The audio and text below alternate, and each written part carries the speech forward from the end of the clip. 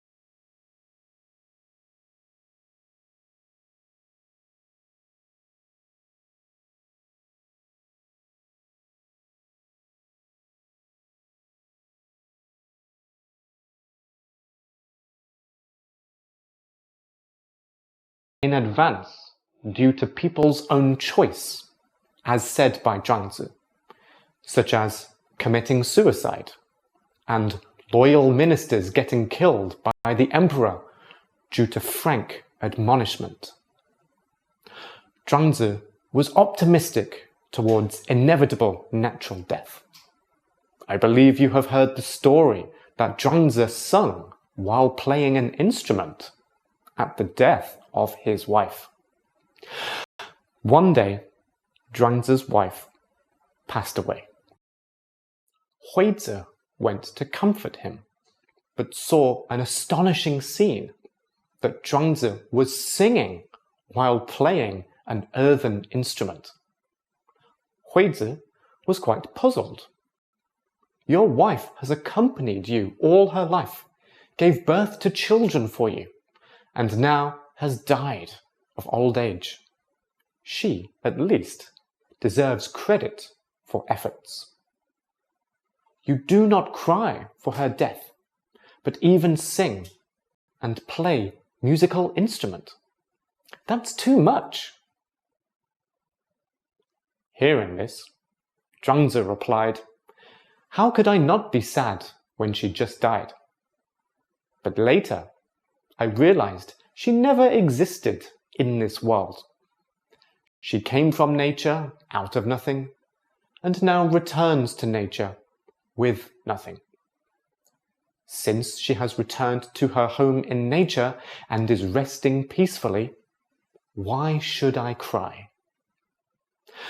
Zhuangzi believed that death and life are never determined by humans, but by nature, just like constant alternation of night and day.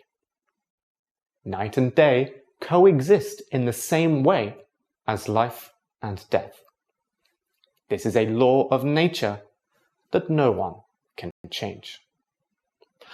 No one can resist death, even a man with the most brilliant life. It is frustrating to realize this, but I also feel relieved. Everyone is equal in death. since death is inevitable, why do we struggle? Zhuangzi also said, life is analogous to death, while death is the beginning of life. Life and death are connected end to end, just like head-tail connected double fishes in ancient Chinese painting. Flowers will bloom again, and the sun will rise again. Therefore, death is not an end, but an inevitable link forming the eternal vitality of life in the universe. The entire universe is like a big creature, while each life is like a cell of it. When a person dies, it is as if the big creature is metabolizing. This reminds me of Steve Jobs' understanding of death. Death is very likely the single best invention of life. It is life's change agent. It clears out the old to make way for the new.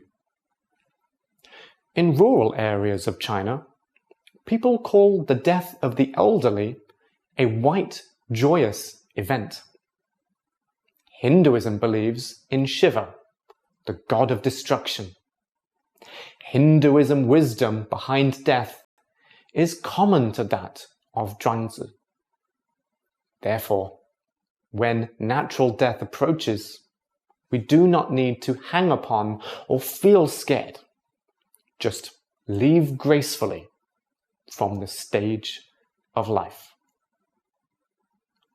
As for the second type, avoidable unnatural death, Zhuangzi advised people to do their best to avoid it.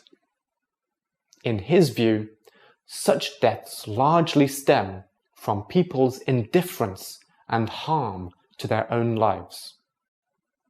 Had they valued life and put life first, there would not be such tragedies.